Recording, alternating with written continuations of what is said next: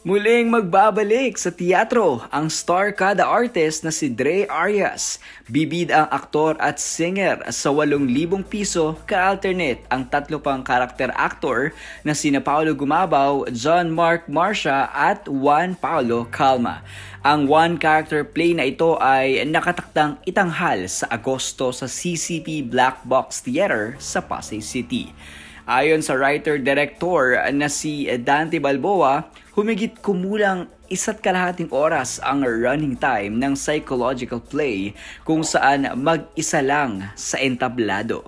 Masaya naman si Dre sa oportunidad na muling makabalik sa una niyang tinahak na mundo na entertainment, ang teatro. Before mainstream po, nagtateatro na po ako. It's my course, Bachelor's of Arts in Theater Arts.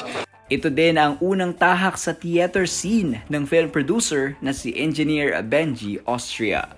Dapat tulungan natin ang entertainment at saka film industry natin kasi mga manggagawa, lalo na yung pelikulang manggagawa na wala silang trabaho, alam mo naman per project lang yung mga tao, so nakakatulong.